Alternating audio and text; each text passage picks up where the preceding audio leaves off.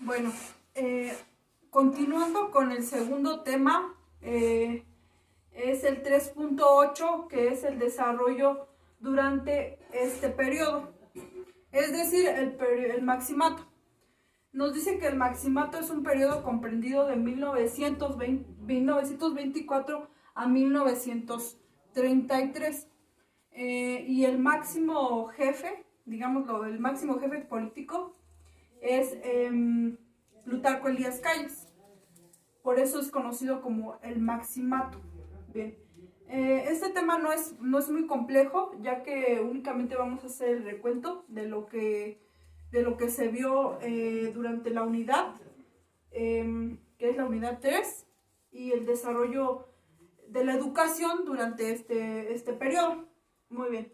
Nos dice que durante este periodo, que fue comprendido de 1924 al 33, como ya había comentado, hubo proyectos de educación rural e indígena. Ajá. Se implementaron estos proyectos eh, como, como solución digámoslo, a la industrialización que se había estado dando durante este periodo, que había llegado sobre todo a México desde la época desde el año 1900, que era cuando gobernaba aún Porfirio Díaz. Y pues como sabemos, la industrialización pues obviamente es la llegada de las industrias, más que, perdón, sí, pues sí, de las diferentes industrias en los distintos ámbitos manufactureros, por decirlo de alguna manera. Ajá. Ahora bien, nos dice que durante este periodo la educación fue concebida, eh, perdón, la educación indígena fue concebida como un fenómeno integral. ¿Por qué? Porque integral, pues obviamente se estaba añadiendo como tal como decían los distintos mandatarios, se estaba añadiendo a la civilización, a esta nueva alfabetización, a un grupo a un grupo social que estaba siendo ignorado ya desde hace algún tiempo por los distintos presidentes y sobre todo por el gobierno, más bien por los gobiernos que habían estado surgiendo a través de los años. Por eso dice que es un fenómeno integral. ¿Por qué? Porque estaba como tal tomando en cuenta a este grupo digámoslo, tan rezagado, que se estaba quedando, obviamente. ¿Por qué? Porque los gobiernos no lo tomaban en cuenta. Después viene lo que es la educación para el campo.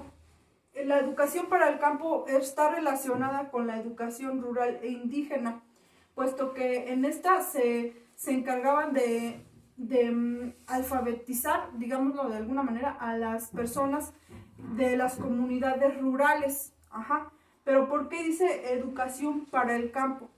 No era de que fuera educación para el campo, campo literalmente, no, sino la educación para el campo se encargaba de instruir a aquellas personas habitantes de comunidades rurales y sobre todo alejadas a cómo administrar y a cómo saber desarrollar la materia prima que ellos tenían en sus manos, que era pues obviamente el campo, las tierras.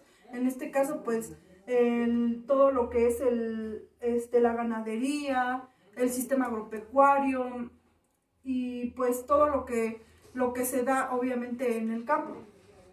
Después también nos menciona que hubo un desarrollo importante en lo que fue la educación laica. La educación laica, como sabemos, corrió a manos de Narciso Bassols, como ya lo vimos en el tema de Mireya. Que menciona, sí, creo que sí es de Mireya, pero es el de Narciso Bassols. Y en esta se establece pues que obviamente la educación, el sistema educativo va a quedar separado ya de toda influencia o poder de la religión, y en este caso, pues, de la Iglesia Católica, porque fue la que más tuvo influencias en el ámbito educativo durante muchísimo tiempo, durante varias épocas. Ajá. Y por primera vez pues se iba a separar como tal ya de la iglesia. Sin embargo, pues ahí surgieron algunos descontentos, algunas huelgas, de ahí surge lo que es el conflicto cristero. ¿Por qué? Porque las personas que estaban muy apegadas a la religión se estaban sintiendo que se estaban quedando a un lado, que estaban siendo ignoradas por el gobierno, que ya no tenían voto, digámoslo, ya no tenían ni voz ni voto, por decirlo de alguna manera. Ahora nos menciona también que uno de los avances más importantes durante esta época pues fue la implementación de lo que son los talleres técnicos e industriales. Esto va de la mano con lo que son los proyectos de educación rural, indígena y lo que son la educación para el campo.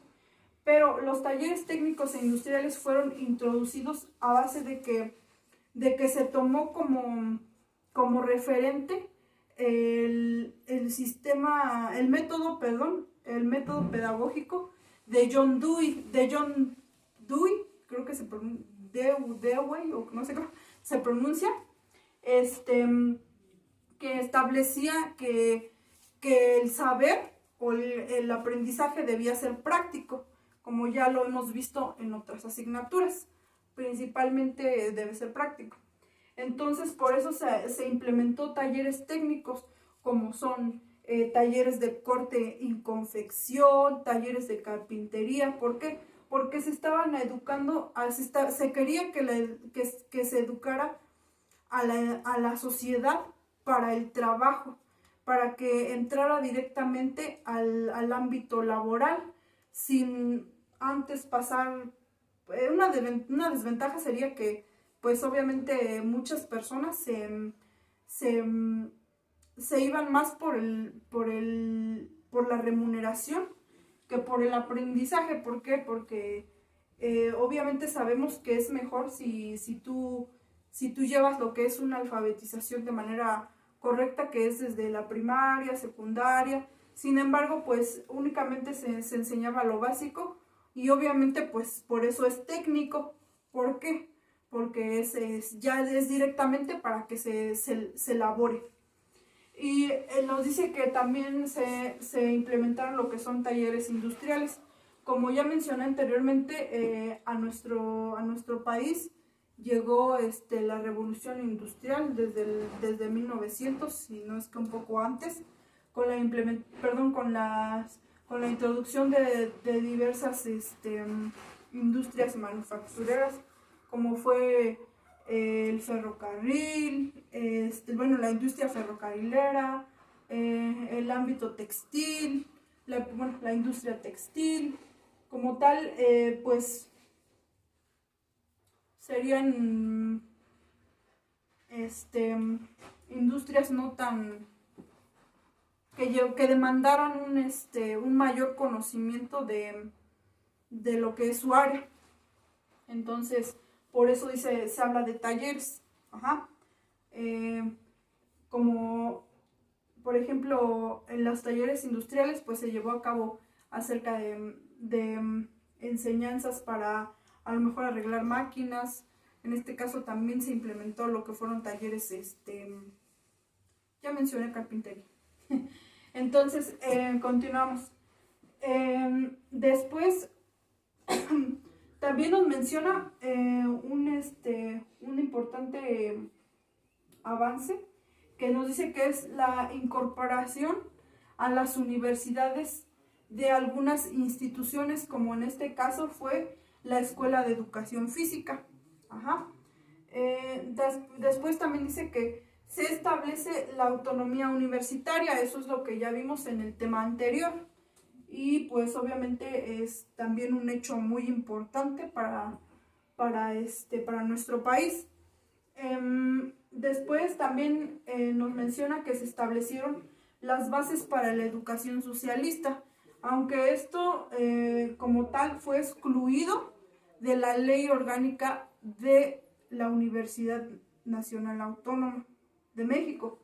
Fue únicamente excluido, porque como tal el artículo 3 aún y todavía más adelante con mandatos posteriores como el de Lázaro Cárdenas, se establecía todavía una educación socialista. O sea, algunos reformaban, eh, algunos estaban en desacuerdo y la reformaban y la quitaban. Y algunos otros que entraban después la volvían a poner y así estaba en diversos cambios. Ajá. Después nos dice que también se da la consolidación del Instituto Politécnico Nacional. Como sabemos, el Instituto Politécnico es la segunda universidad más reconocida de nuestro país y más bien a nivel nacional, y es el Instituto Politécnico, el IPN. El Instituto Politécnico hace referencia a lo que es las diversas carreras técnicas que ofrecía. Todavía el Politécnico no inició como universidad, por eso es Politécnico, porque dentro de esa institución se ofrecían muchas carreras técnicas, en este caso muchas enseñanza para el trabajo, para entrar directamente, como ya había mencionado anteriormente, lo que era taller de corte y confección, a lo mejor carpintería y entre otras, son las que más recuerdo. Y por último nos menciona el programa de educación más bien esta la puse al último porque me parece la más importante de todas las que ya mencioné anteriormente, y fue la implementación del programa de educación sexual para primaria. Ajá. ¿Por qué? Porque esta fue establecida por Narciso Bassols. Ajá. Y ¿por qué la considero importante? Porque este sería un detonante de huelgas posteriores que se dieron a la oposición de este programa. ¿Por qué? Porque muchos no estaban como tal, la sexualidad más bien todavía se veía como un tabú. Ajá, era algo prohibido, algo que no se podía hablar en ningún lugar porque era pecado, casi diciendo. Y esto obviamente influenciada por la religión. Pero actualmente sabemos que no es nada malo, pero sin embargo, pues fue un hecho importante. ¿Por qué? Porque gracias a ello podemos conocer más acerca de este ámbito, del ámbito biológico de nuestro cuerpo. Ajá. Y pues obviamente, aunque haya habido muchas huelgas y manifestaciones para derrocar este programa y sobre todo esta ley, pues no se hizo. Se quedó. Y así fue como el día de hoy se encuentra. Bueno, como ya mencioné, este tema no fue muy extenso, entonces por mi parte es todo. Espero igual hayan comprendido de manera clara. Muchísimas gracias y es todo de mi parte.